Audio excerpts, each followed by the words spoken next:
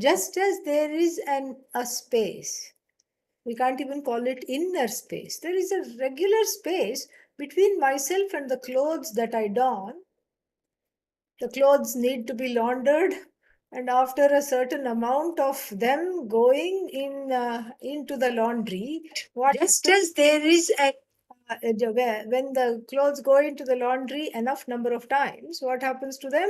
They need to be thrown away. They get old, they get torn, they get worn out. Now, the we are being led gently to assume the same thing about this body. The body is a cloth, it's a covering.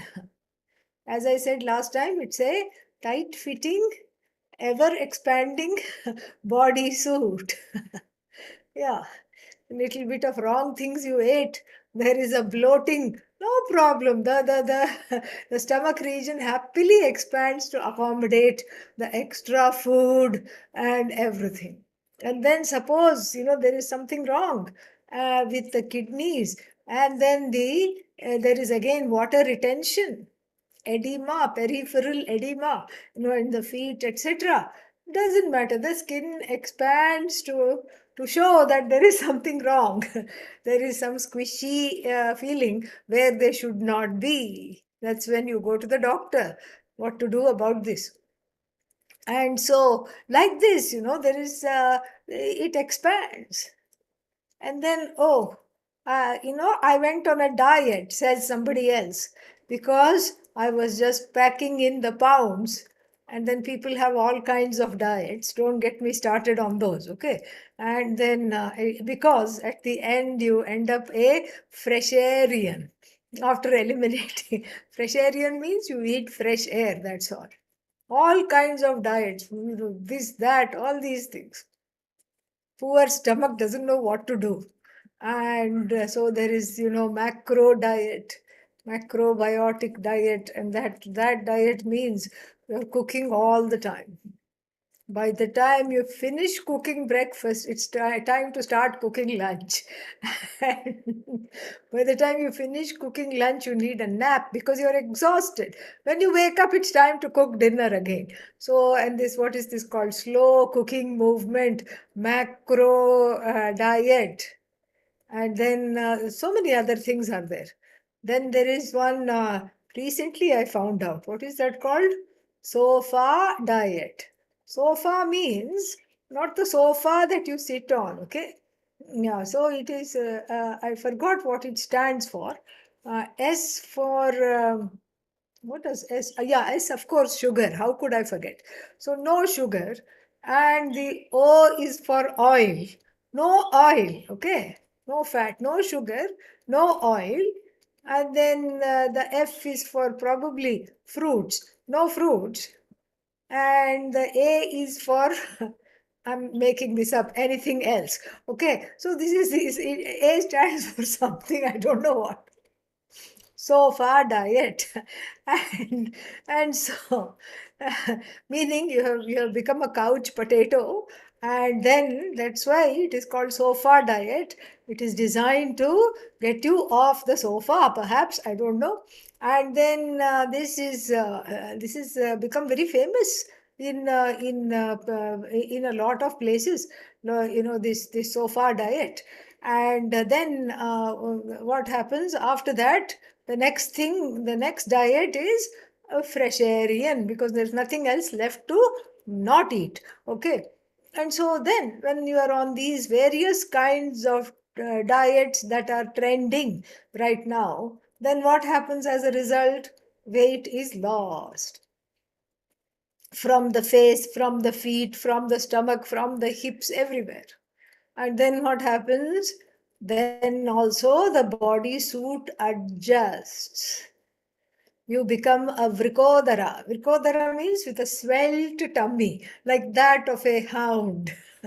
Like you see in America, there are these, what is that called? Greyhound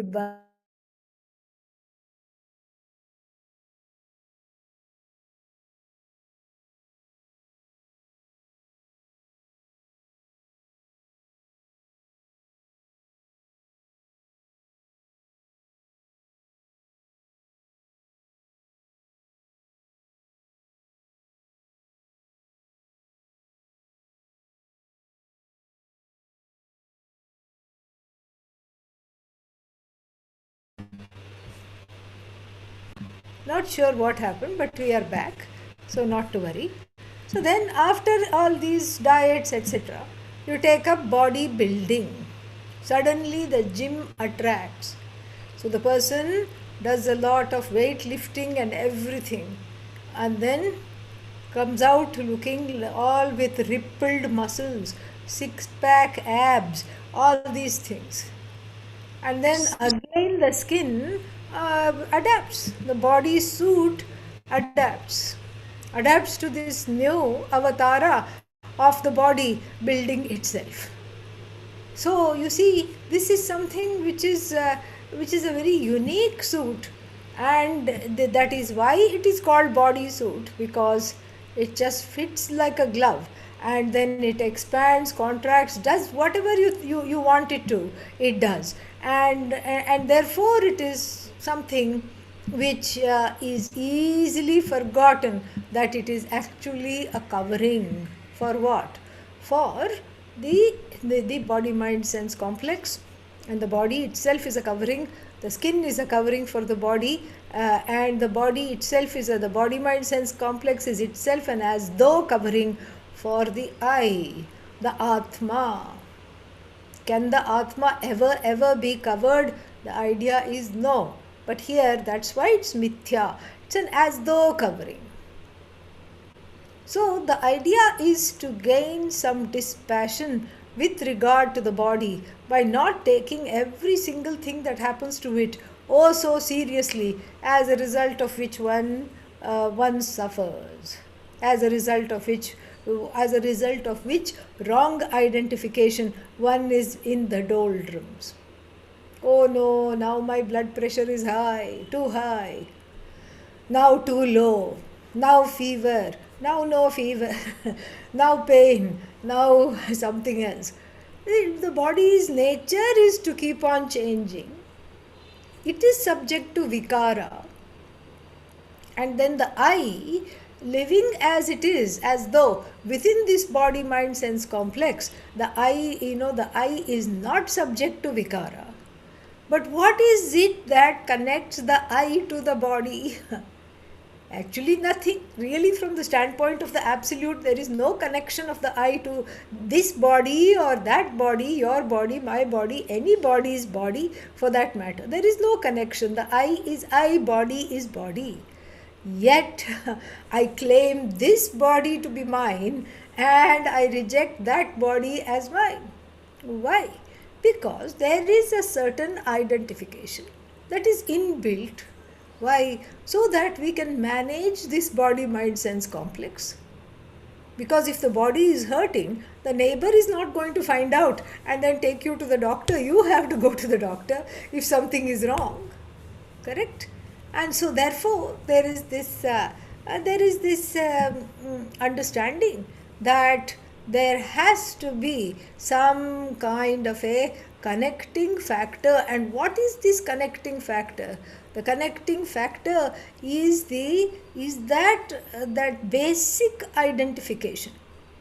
We were talking about this in the Saddarshanam class yesterday, or for all of you today, and we were talking about this, and this is called sahaja tadatmya, an identification that is sahaja. Sahaja means, janmana sahajayate. It is from birth. Even a baby knows that this is me. And the I sense in the body of the baby, in the mind of the baby, is separate from the mother. That's why it cries for the mother. That's why it cries to be picked up, because it feels separate. Why does it feel separate? Because it identifies as an individual being. That is why it feels separate. And so from babyhood this separation is there. And therefore this separation means that I am identified at any given time with one particular body suit which I think is me. And so that identification is God given, Ishvara Srishti. You cannot do anything about it. Even a jnani will feel pain. Jnani means a person who has self-knowledge. The person of self knowledge will definitely feel pain, will definitely feel what is that, any burn, if there is a burn or a pain, that is that much dehatma is there, dehatma buddhi or identification with the body. Now, this God given identification, this Ishvara Srishti is, the Jiva, the individual puts some masala on it and makes it into Jiva Srishti, puts their own stamp on it. Jiva Srishti means one's own creation. Ishvara Srishti means this is the God given world. This is how it is. If you did not identify with your body, how could you have sense of comfort, discomfort, pleasure, pain? Nothing you would experience. And everybody would be, would be going around with one limb missing. Oh, this went in the fire. Oh, that went in the fall. Because no sensation. No sensation of heat, no sensation of cold. How to live like that? You have to manage the body and you are the manager. So this kind of a Ishvara given system of identification is there, which does not go away even after gaining self-knowledge. The jnani continues to avoid traffic, wild animals, all these things. Okay, yeah. So because all is one, why should I be afraid of the tiger? Because after all, tiger is me, and so therefore I won't run from the tiger. Tiger is mithya. And but don't forget, running is also mithya. Okay, yeah. So from the mithya tiger, you mithya run away, and so this we have to understand. So this is a basic identification. That basic identification is taken to new heights because of the presence of the free will, and then now we have other kinds of identification with a twist, all growing from this basic identification. So this basic identification called Sahaja Tadatmyam, this Sahaja Tadatmya leads to, that is like the tree over which these creepers, and what are the creepers? The Karmaja Tadatmya and Bhrantija Tadatmya, the other two kinds of identification, they parasitically grow off this basic God-given identification. The other two identifications are kind of human-made identification. Identification with a certain parentage. The parentage is given, yes, but identification with this is because of one's own free will. Identification with a certain parentage, identification with one's karma. Oh, my destiny is not good. My Shani is in the wrong house. That's why I work really hard. And then the neighbor gets the promotion. And then what? My guru is bad.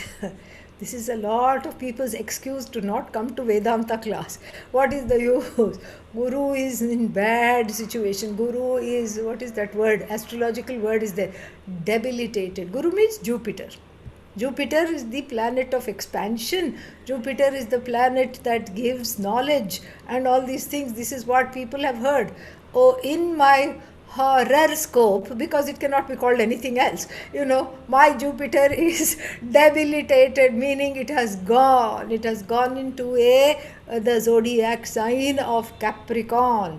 In the zodiac sign of Capricorn, the Jupiter is debilitated. And then what? Then, oh, why should I even bother with any kind of spiritual evolution, progress, growth? Because Jupiter is not cooperating. This is all karmaja tadatmya, see. Yeah. Because one, here is a little important side note. Never forget that the spiritual quest is not it's not ordained in destiny. Quest means there is your free will there.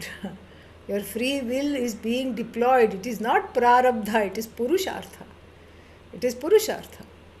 And and it's not just Jupiter, there are so many other benefic planets. Shukra, Venus is another teacher. Shukracharya, another teacher of Vedanta. So if Jupiter is a little, what should I say, bashed up in your horoscope, don't worry. there is, there is Venus, and Venus will be, blessing with this knowledge. All these things you have to see. But still, this is karmaja tadatmya, identifying with certain set of karmas and saying, I have been dealt a terrible hand, and at life I have been dealt with a terrible set of cards, and I feel victimized.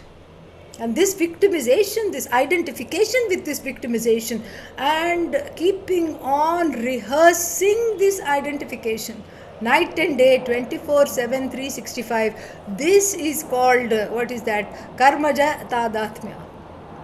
An identification with born of karma, born of embracing every single challenge as and feeling victimized by every single challenge that life represents. What is life if without challenges? These people don't understand. Otherwise, one would be very bored. Today, the sun rose. I had I had my tea in the morning. Then I went for a walk. Everybody was nice to me, and then I went to work. And then there also everybody was nice to me. Then I came home. There was no traffic, miraculously. And then I came home. And then what? The food was wonderful. It just magically appeared. I ate that and I had the best sleep. No worries, no stress. This is not life. This is not life at all. And if life were like this, then one would very quickly get bored. Without Atmajnanam, without self knowledge, if life is like this, one would not be challenged to grow. One would not be, one would not, there would be no impetus to question anything. So life means there will be challenges. And identifying with those challenges as I is the cause of what is called samsara, is the cause of pain, sorrow, etc. And as though this is not enough, this leads to another parasitical identification being called Bhrantija. Bhranti means delusion. So that which is born of delusion, that kind of an identification. And that leads to that, examples of that is just a spin-off on the karmic identification. And that, what does that look like? That looks like, why me? I have all these problems, and I can never do anything right, and my samsara is bigger than your samsara. Array, samsara is samsara. What is there to compete there? but this is how it is. My samsara is worse off than your samsara. My childhood was much worse than your childhood. My present life, your present life is a piece of cake compared to my present life. Nobody in this whole world would have had the challenges or are continuing to have the challenges as much as I. And I'm as good as the body, I'm as good as the mind, I'm as good as the senses. You see, the karmic identification is now brought from the past, is brought to the present, and this is called the delusional identification, where the body, mind, sense complex is alone I. That conviction is called this Bhrantija Tadatmya. Now, this is what is the cause of samsara, cause of sorrow.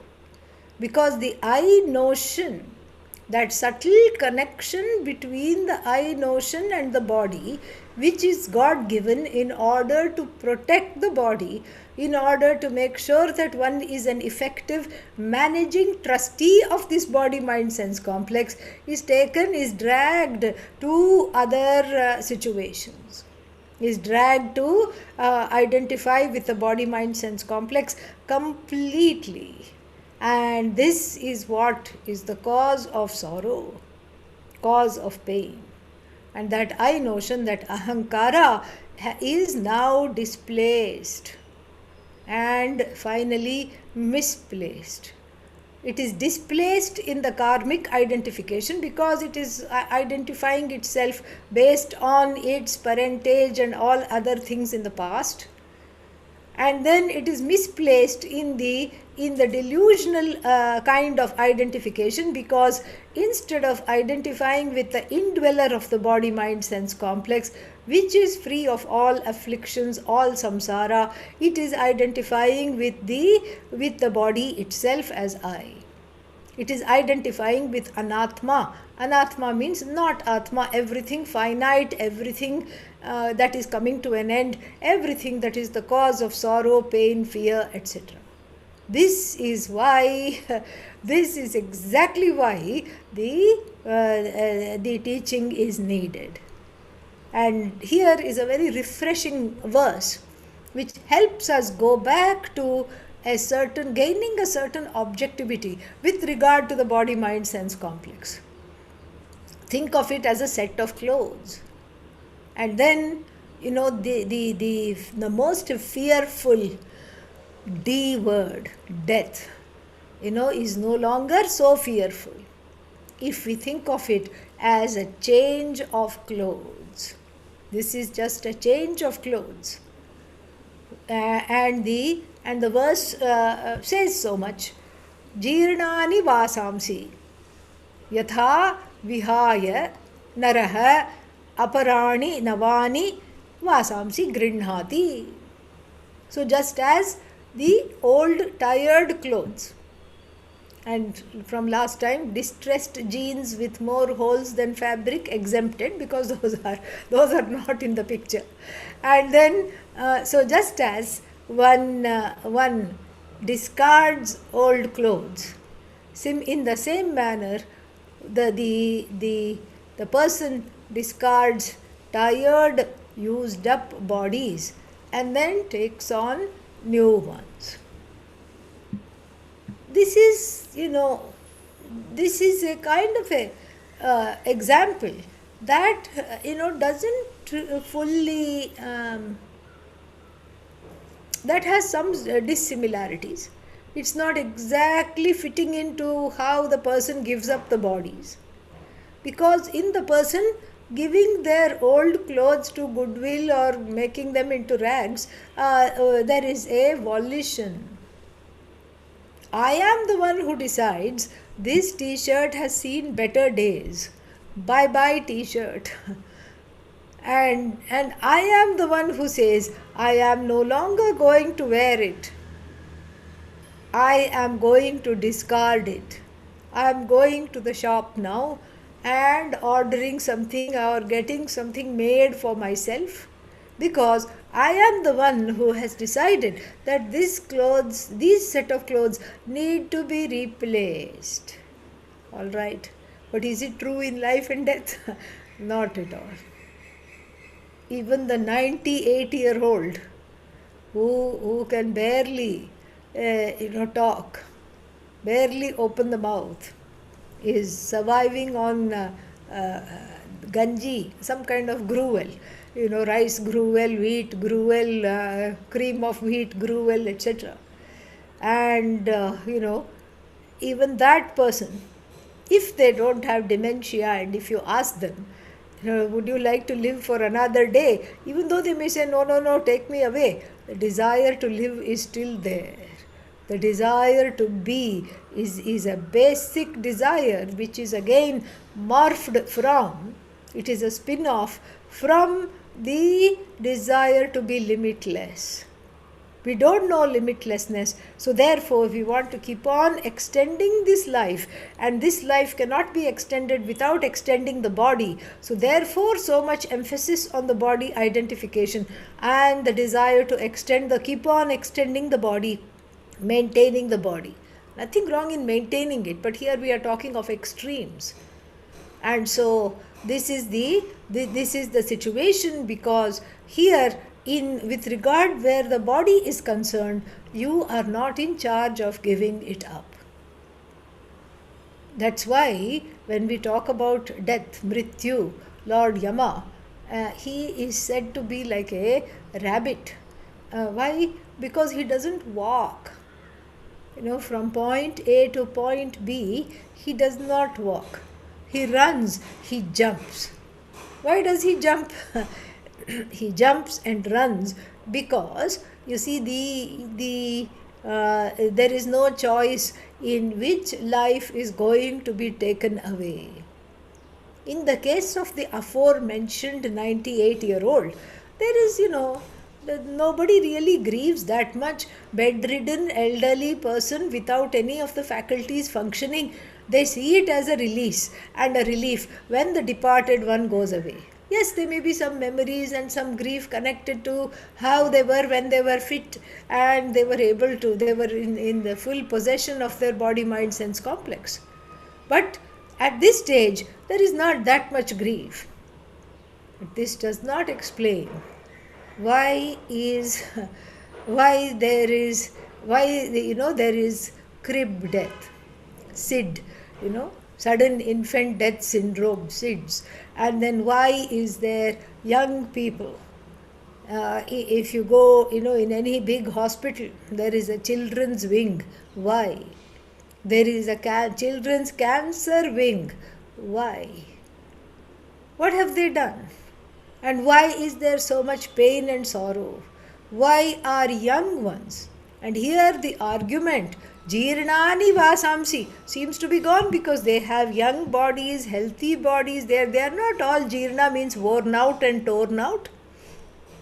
And then suddenly a young person comes, is the victim of a car accident in the prime of life, no problem whatsoever, was fit as a fiddle, talked to the people, had, in the morning, was full of energy, on the way to work, just gone.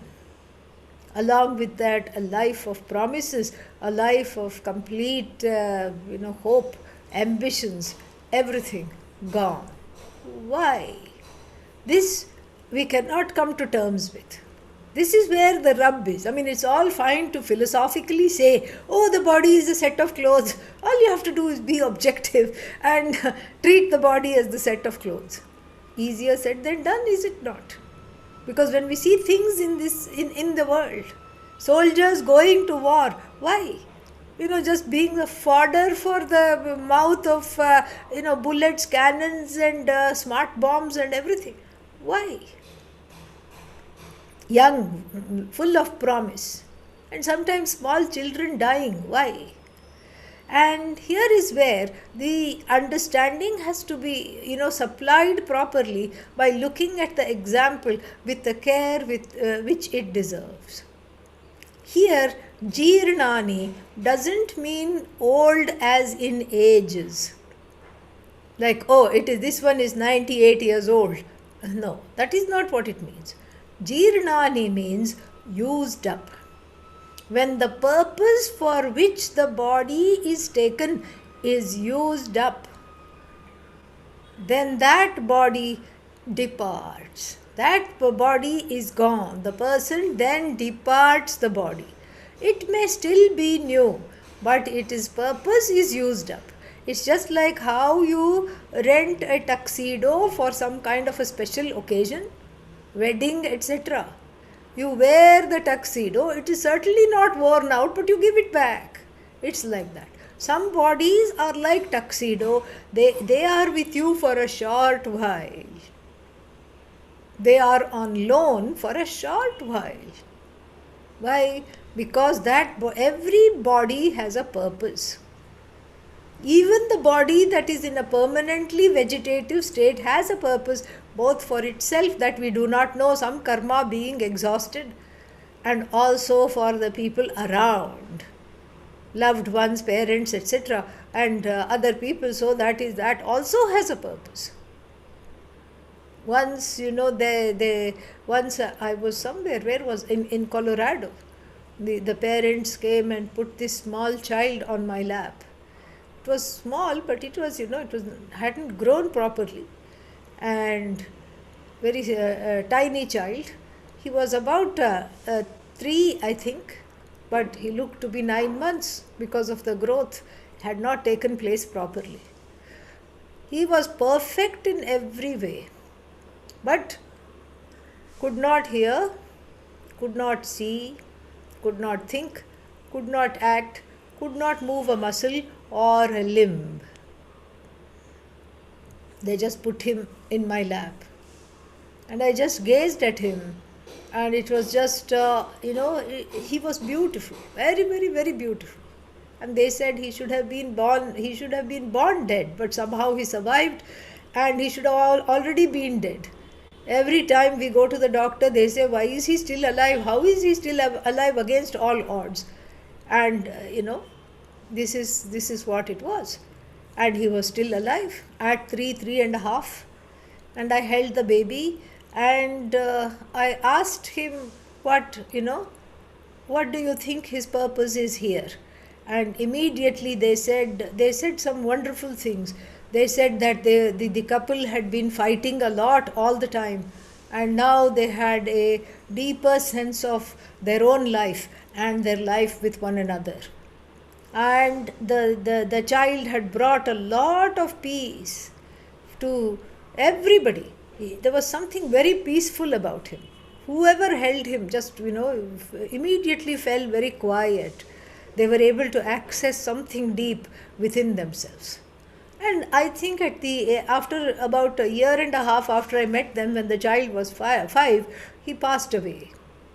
And this is the reason. The reason is he had that body, and that being came with some kind of a purpose to awaken the people to experience a deeper part of themselves, perhaps. And so, even though the story may look very, very sad, and may appear to be just so painful to hear, nonetheless, it has a purpose. There is a purpose. There is a purpose in every body. No, there is no being that is embodied in this world living without purpose. There is a purpose.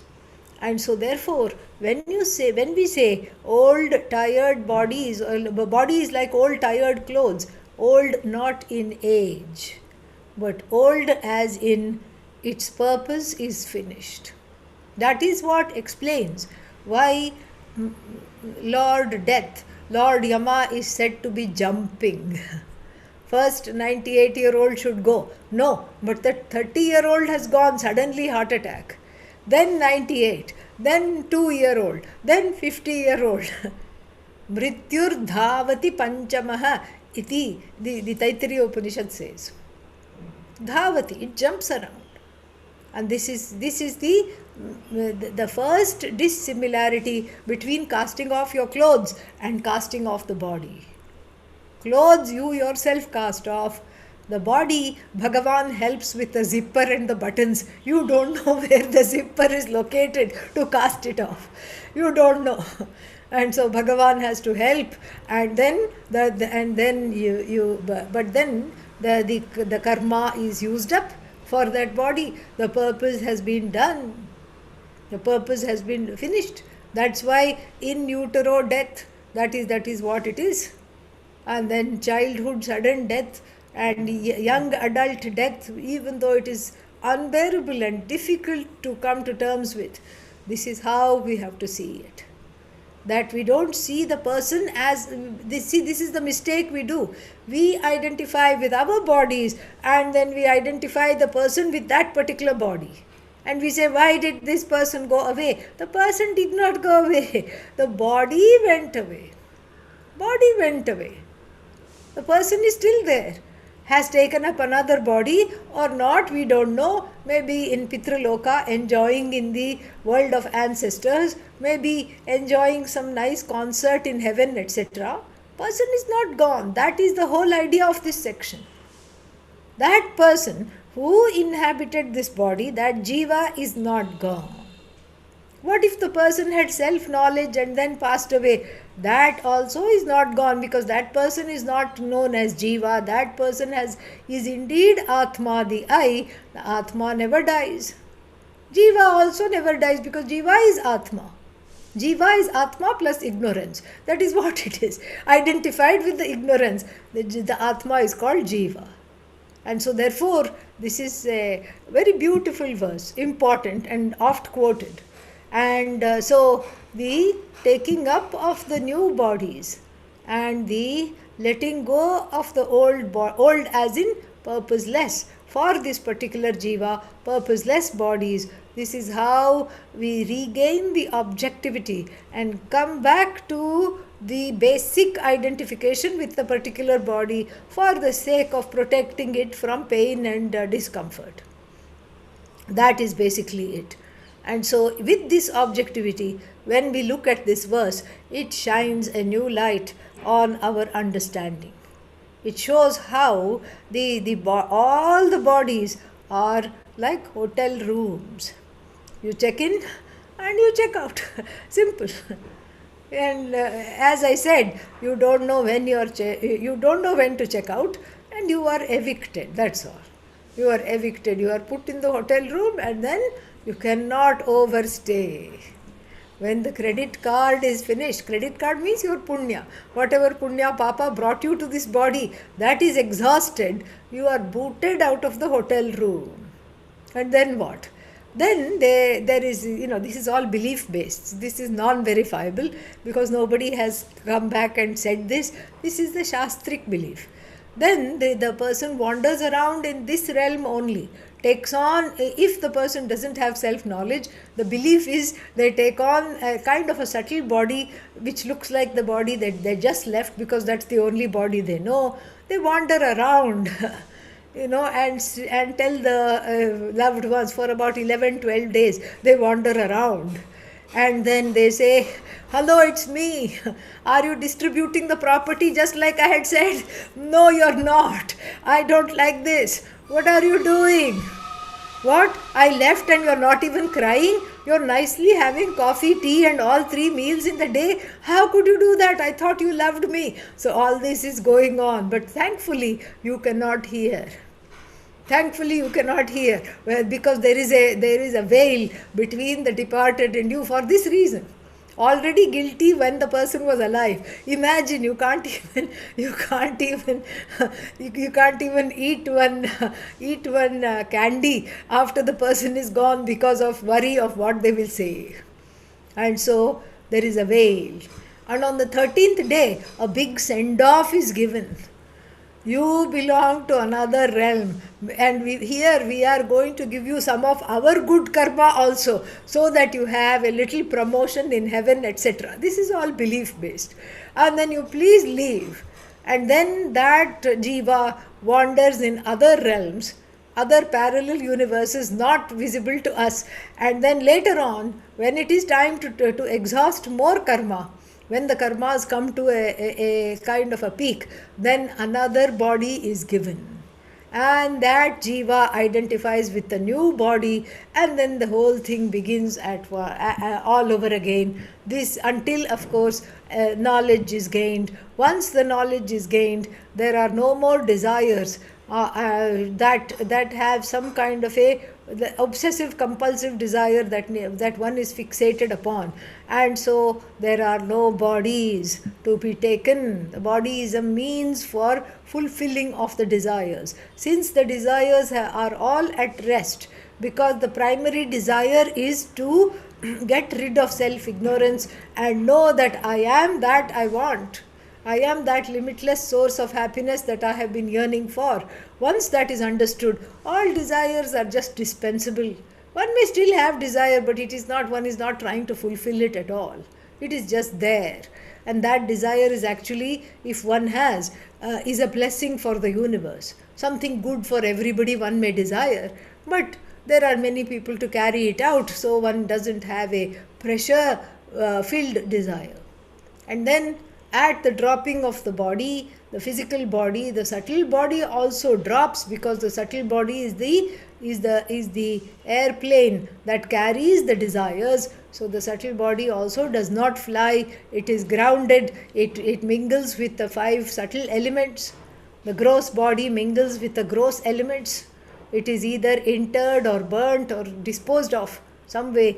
And then the subtle body also does not rise in order to take on new bodies, and the person lived like Ishvara, and after death also is venerated like Bhagavan. That is the idea. And then so this is just a beautiful verse to give some to help ourselves to have objectivity not only towards our own bodies but those of other bodies surrounding us as well. So let us look at the Bhashya. Vasamsi, very simple Bhashya here. Vastrani, Jirnani, Durbalatam Gatani. Those that clothes that have become worn out. Yatha loke, just as in the world, vihaya means parityajya, having given up. Navani, abhinavani, new ones, grinhati. Upadatte, takes on. Naraha.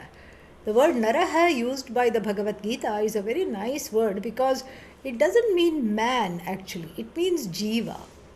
Why? Because the word is composed of the etymology of the word is na riyate iti naraha, the one that never gets destroyed.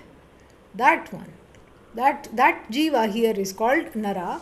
Aparani anyani. Aparani means others. Anyani. Tatha tadvad eva sharirani vihaya jirnani samyati samgacchati. Navani dehi atma purushavat avikriyah eva ityarthah. So this is the idea. Those same, it's just exactly Adi Shankara does not spend a lot of time here. Perhaps in his time there was more of an understanding about this and it wasn't so complicated. People were perhaps much more accepting of death in his era, we don't know, than we are now. So the Bhashya is extremely basic. So it says that just like the Purusha, Katham sa Purusha Partha, Kam Ghatayati Hantikam, how does this being, how does this Atma is called Purusha here, Sarvan Purayati, that is the etymology, that which fills up everything. And so that Atma which fills up everything, how can it kill? We saw in the last verse. And so here also that same, like that Atma, this Atma, like that Purusha explained in the verse above, Avikriyaha eva. Avikriya means does not undergo any change at all. So then, Kasmad Avikriyaha eva iti aha. So how does the self remain changeless? How does the self does not undergo any vikara? It is said, what is said by the Lord? Na enam chindanti shastrani. Enam atmanam. This Atma is not subject to being pierced. Chindanti, being pierced.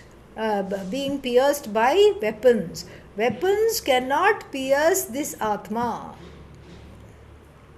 Na enam dahati pavakaha. Fire does not destroy the eye, burn the eye, does not have the power to burn the eye. Nacha enam kledayanti apaha. The waters cannot do water damage to the eye or make it waterlogged. Na shoshayati marutaha. The wind also cannot dry it out. These are, these four things are the cause of destruction in the world. This is how generally something gets destroyed. Like you lock up an old house, then what happens, there is water damage. Nobody has gone there. An abandoned old locked up house. After 10 years you enter, there will be water damage, dampness, leakage. The ceiling is leaking, the floor is, wall full, very damp, all these things are there. And then, maybe the electrical wires got caught on fire, so there is fire damage, water damage. Or if we think of an abandoned house in some, desertified place, there is air damage. Sand is blown in and then that has destroyed everything. So this is how the five elements are the source of damage. There is drought, so that is air damage is drought. And then where everything is dry and hot. And we see that with climate change already. We are seeing all these sources of destruction. And this climate change brings about copious amounts of untimely rain in certain parts of the world. and that is example of water damage. And then fire damage is also there. If you anybody who has followed the news knows that every year California burns, forest fires, so much fire, whole townships have got burnt. And in the whole of the western, even in the in the on the Pacific coast, these fires start raging as soon as summer comes. This is how things get destroyed generally in the world. And then if that is not there, of course we have weapons, guns, and so much gun violence we see, and then knives, guns, and other things that destroy a person in the world. Destroy a person? Question mark. No, the person is not destroyed, just the casing is destroyed. That is the whole idea. And so this Atma is unaffected by fire, by rain, by fire or rain or air or any other kind of weapons. Weapons here, by the way, they signify the earth element, because all the weapons are made of iron and all these things, and so they signify the earth element. So here the four elements here, namely earth, fire, water and air, are shown to be the cause of destruction. Air in the form of tornado, etc. All that. This is shows storms and and all these winds, gusty winds. So this is all these are the cause of destruction. And what do they destroy? They have the power to destroy all the things that belong to the same order of reality as the five elements. Meaning what? Other things crafted from the five elements, they have the power to destroy. Do they have the power to destroy this body? Absolutely, because the body is a product of the five elements. They belong to the same order, you see. And so they can destroy all other things belonging to the same order of reality. We have in this discussion deliberately left out one particular element. What is that? Space, also known as ether. Space. Can the sword destroy space? No. Can water damage space? As it is raining down, can the space all get wet as the rain is coming down? No. Can the fire burn space? No. Can the air dry out space and cause damage? Can the tornado destroy space? Absolutely not. So even within these five elements, there seems to be one element that is not subject to the other four. Why? Arupatvat. It does not have form. And this becomes a wonderful lead, a segue to discuss the Atma. Why the Atma is not destroyed by the elements? It is like space. It has no avayava. Avayava means body parts, and it does not, it does not succumb to any of the elements because it doesn't have form. Even air has form. You can feel its form.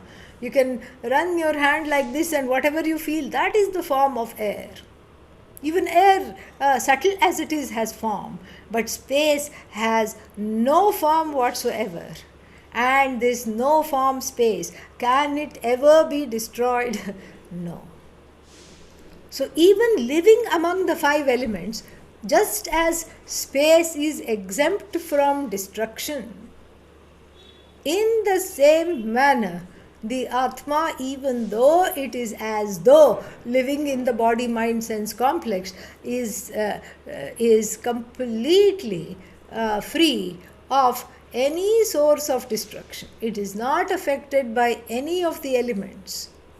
Because why? It doesn't have form, number one. It doesn't have body parts, number two. And most importantly, thirdly but not lastly, it belongs to a different order of reality. What is the different order of reality? It is Paramarthika. Paramarthika means it belongs to that realm which is absolute, self shining I. And then all these things, the five elements, four elements, whatever we are talking about, belong to the order of reality that is called empirical, transactional, vyavaharika satta. That is the difference. So, in the Paramarthika Satta, in that reality where the I alone is, where we are talking about that self sentient consciousness, self evident, self shining I. There is nothing like it, there is nothing other than it, there is all that is there is itself alone. And that is the I have to get used to. I have to come to know. I have to befriend in order to be comfortable with this knowledge and to live this knowledge. I have to get to know and befriend this I, the Paramarthika I, which is what these daily classes, weekly classes, that is their purpose, that is what they are doing. Now, on the day to day level, this I is as though operating without doing anything at all with the help of a body mind sense complex. It gets new epithets. It is karta, agent of action. It is bhokta, it is the recipient of the results of action. Bhavati, runs, runs. Shochati, grieves. Vibheti, fears, runs, gets tired, eats, sleeps. Atma doesn't sleep. The Atma, that is as though associated with the body, etc., appears to be sleeping without really sleeping. So that is what it is. The I is there, that I identified with the body gets new roles like eater, drinker, sleeper, doer, enjoyer, experiencer, etc. But then the Atma, in whose presence all these activities are taking place, itself is free of activity. Atma means that awareness, that formless, nameless source of existence and awareness that I call I, that without really having any form, any duties, is lending its support to all other things that move, like the body, like the mind, like the senses. It lends its existence, and the mind shines because of its sentience. The mind shines in a borrowed light. And so that is what this person becomes equipped to do various actions.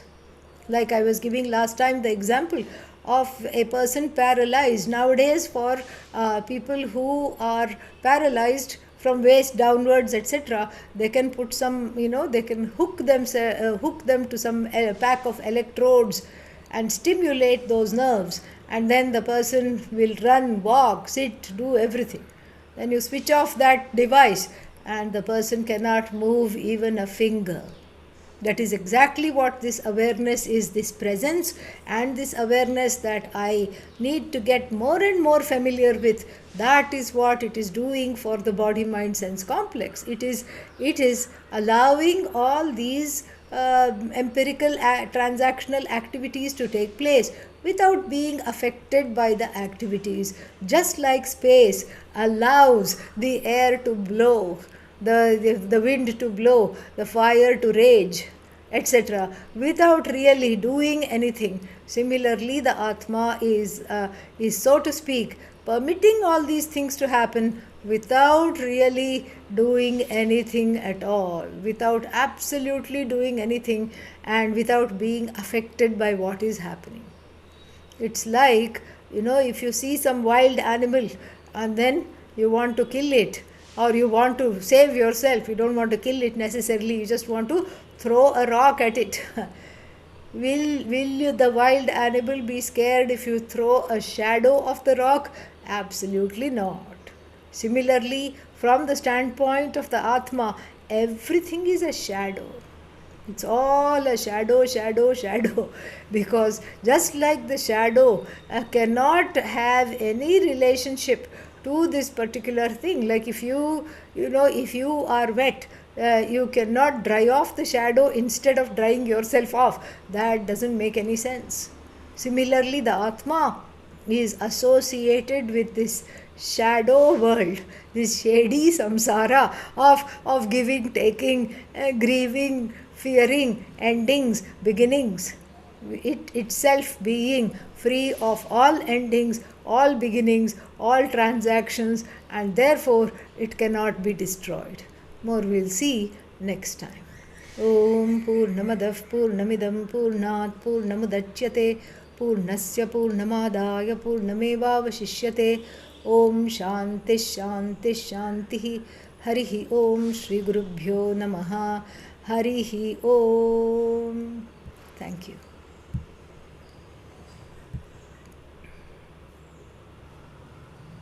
Thank you, Swaminima.